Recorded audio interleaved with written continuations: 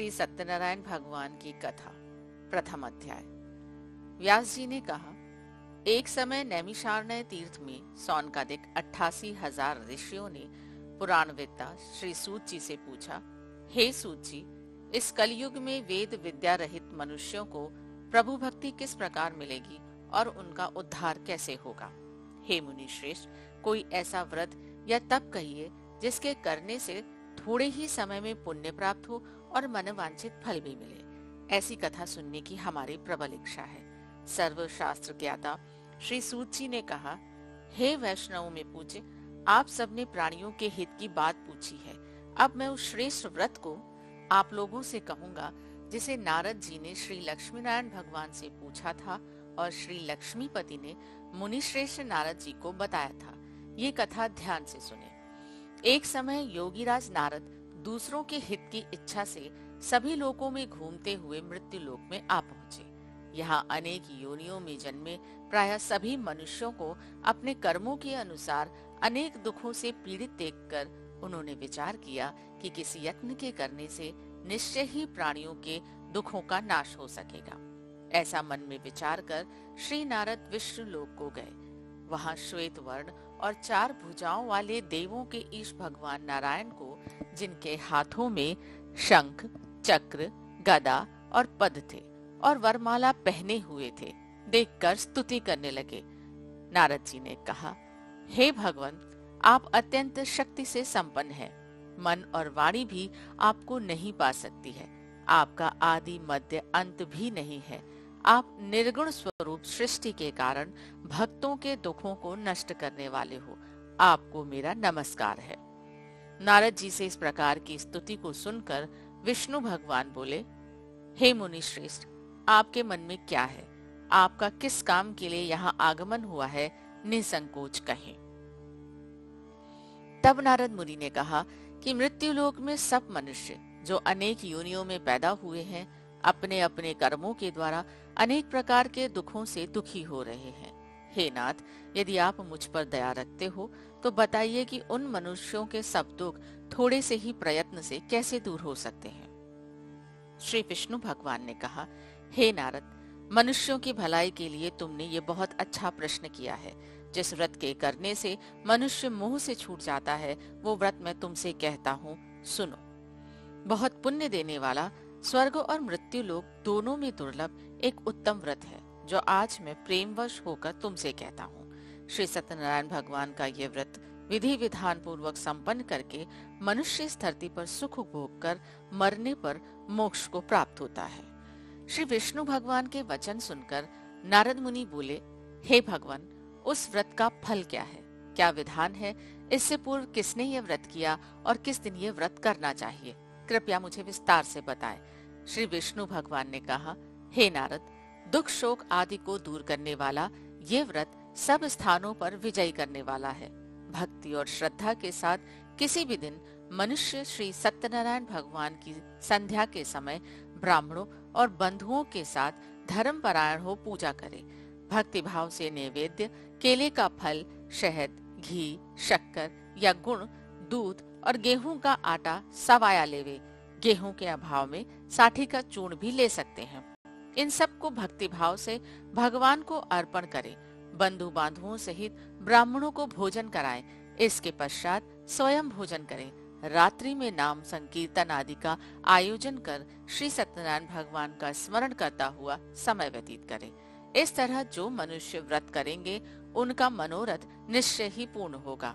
हे भक्तराज, तुमसे तो विकराल कली काल के कर्म छिपे नहीं हैं। खान पान और आचार विचार को चाहते हुए भी पवित्रता न रख पाने के कारण, क्योंकि जीव मेरा नाम स्मरण करके ही अपना लोक परलोक संवार सकेंगे, इसीलिए विशेष रूप से कली काल में मृत्यु लोक में यही एक लघु और आसान उपाय है, जिससे अल्प समय और अल्प धन में प्रत्येक जीव को महान पुण्य प्राप्त हो सकता है। इति श्री सत्यनारायण व्रत कथा का प्रथम अध्याय संपूर्ण।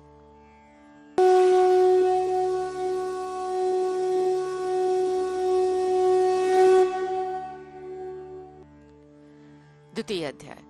सूत जी ने कहा, हे ऋषियों, जिन्होंने पहले समय में इस व्रत को किया उनका इतिहास कहता हूँ। आप सब ध्यान से सुने। सुंदर काशीपुर नगरी में एक अत्यंत निर्धन ब्राह्मण रहता था। वो ब्राह्मण भूख और प्यास से बेचैन होकर नित्य पृथ्वी पर घूमता था।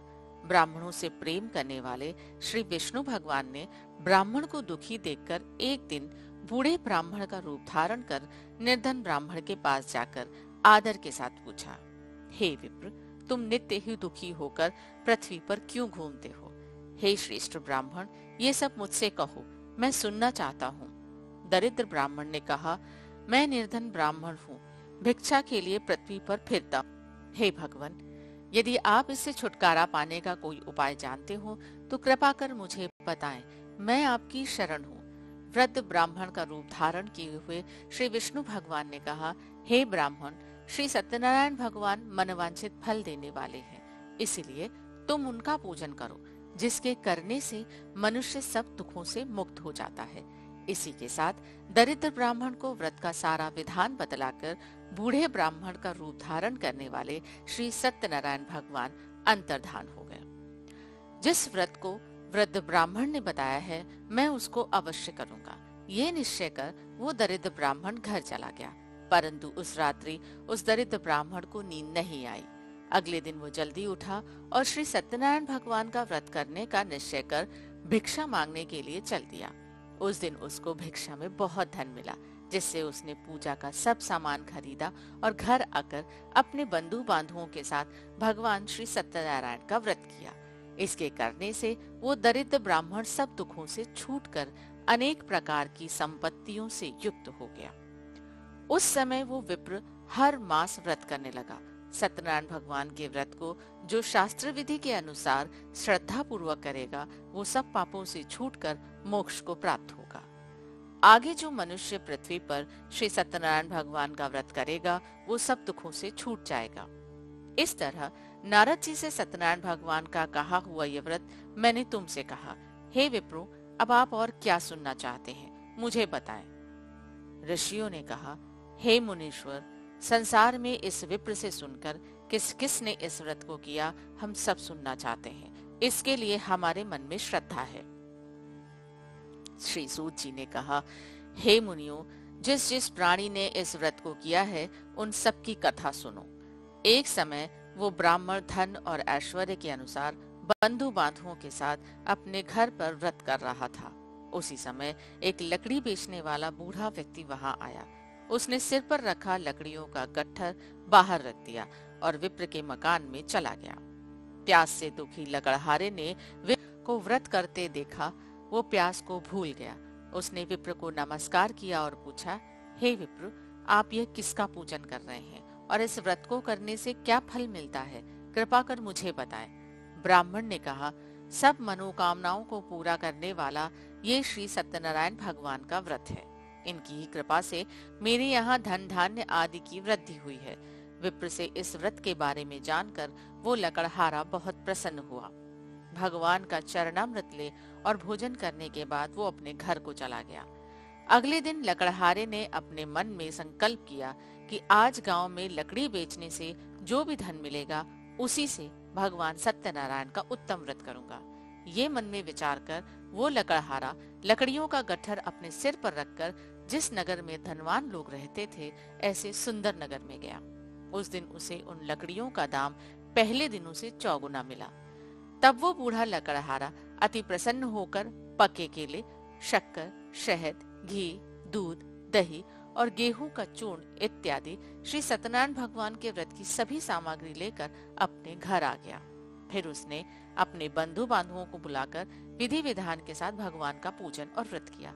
उस व्रत के प्रभाव से वो बूढ़ा लकड़हारा धन, पुत्र आदि से युक्त हुआ और संसार के समस्त सुख को भोग कर बैकुंठ को चला गया। इति श्री सत्यनारायण व्रत कथा का 2य अध्याय संपूर्ण।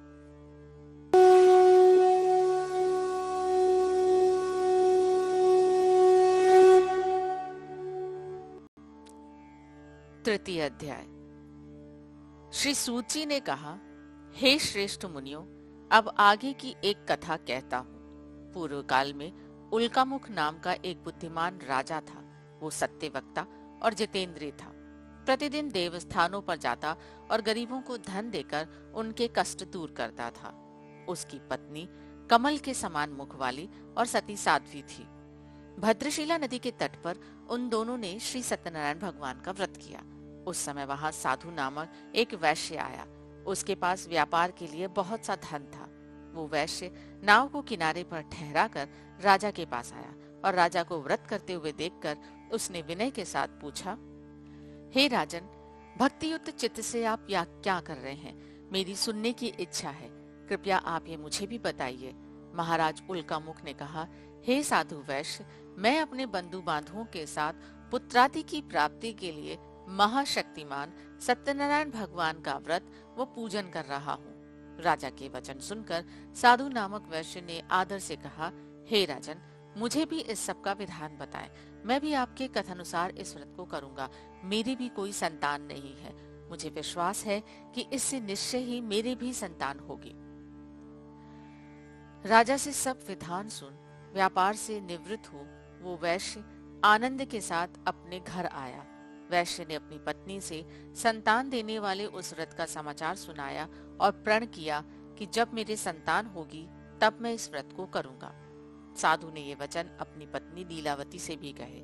एक दिन उसकी पत्नी लीलावती आनंदित हो सांसारिक धर्म में प्रवृत्त होकर श्री सत्यनारायण भगवान की कृपा से गर्भवती हो गई।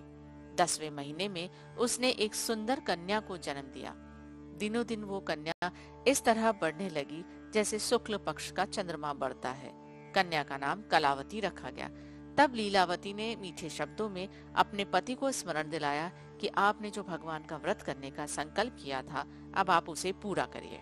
साधु वैश्य ने कहा कि हे प्रिय, मैं कन्या के विवाह पर इस व्रत को करूंगा। इस प्रकार अपनी पत्नी को आश्वासन दे वो व्यापार करने चला गया। कलावती पितृगृह में वृद्धि को प्राप्त हो गई। लौटने पर साधु ने जब नगर में सखियों के साथ अपनी पुत्री को खेलते देखा तो दूत को बुलाकर कहा कि उसकी पुत्री के लिए कोई सुयोग्य वर देखकर लाओ। साधु नामक वैश्य की आज्ञा पाकर दूत कंचन नगर पहुंचा और खोज कर और देखभाल कर वैश्य की लड़की के लिए एक सुयोग्य वाणिक पुत्र ले आया। उस सुयोग्य लड़के को देखकर साधु नामक वैश्य ने अपनी बंधु बांधवों सहित प्रसन्नचित होकर अपनी पुत्री का विवाह उसके साथ कर दिया।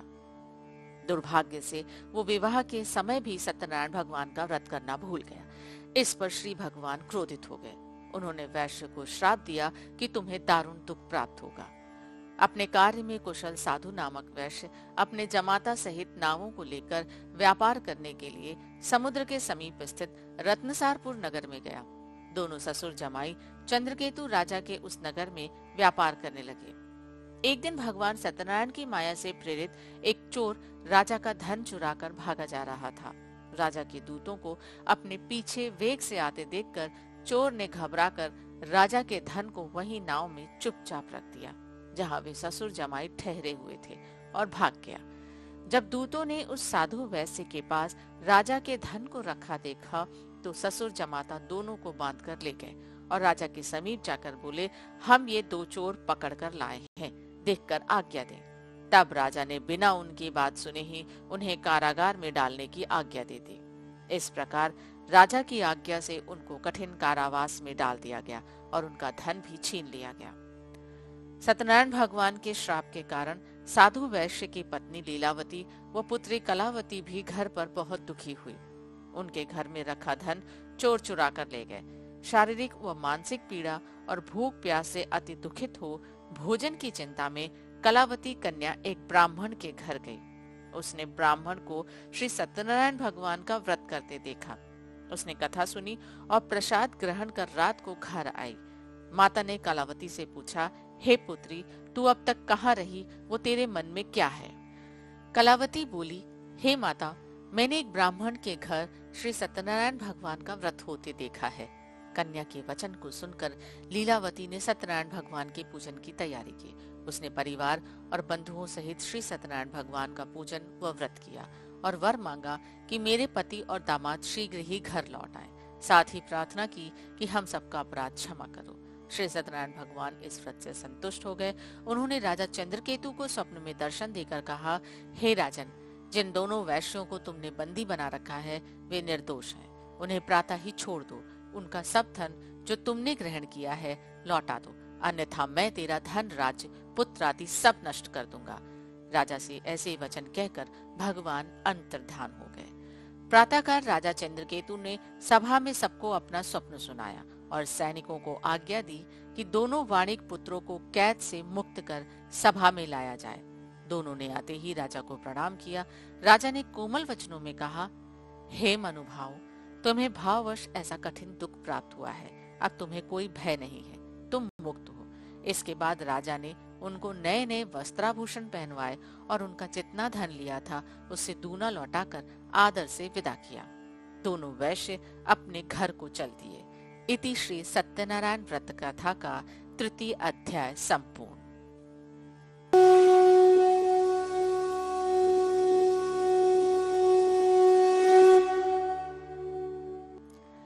चतुर्थ अध्याय।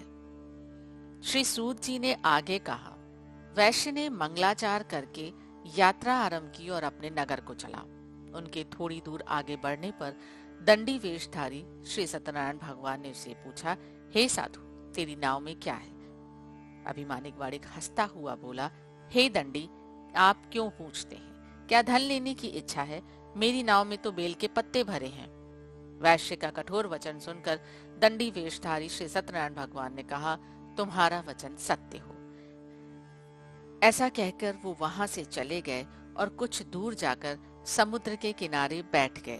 दंडी महाराज के जाने के पश्चात वैश्य ने नित्य क्रिया से निवृत्त होने के बाद नाव को ऊंची उठी देखकर अचंभा किया और नाव में बेल पत्ते आदि देखकर मूर्छित हो जमीन पर गिर पड़ा।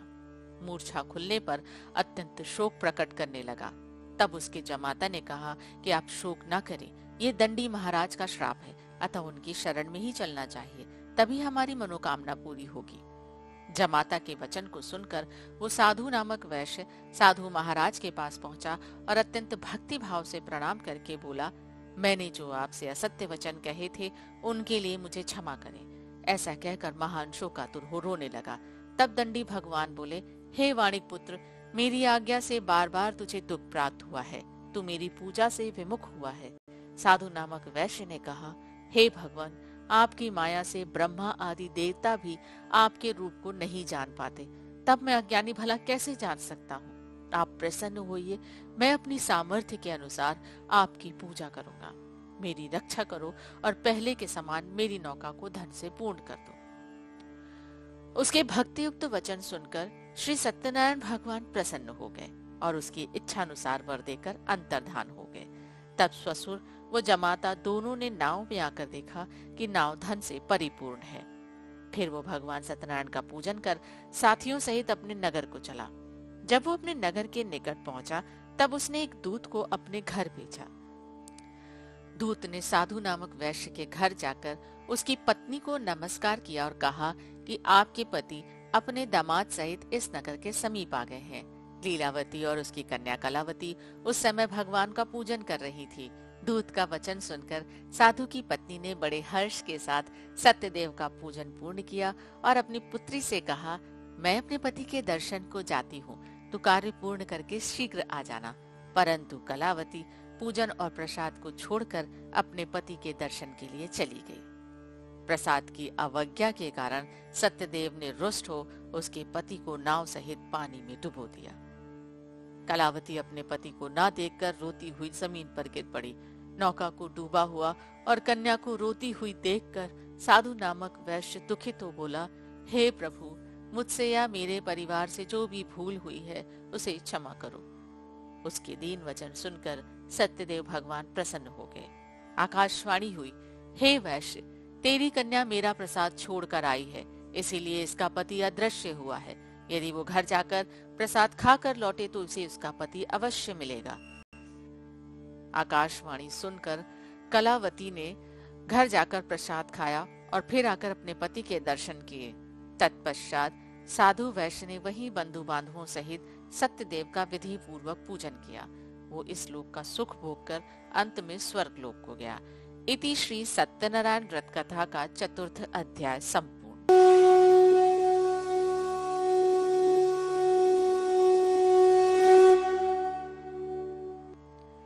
पंचम अध्याय।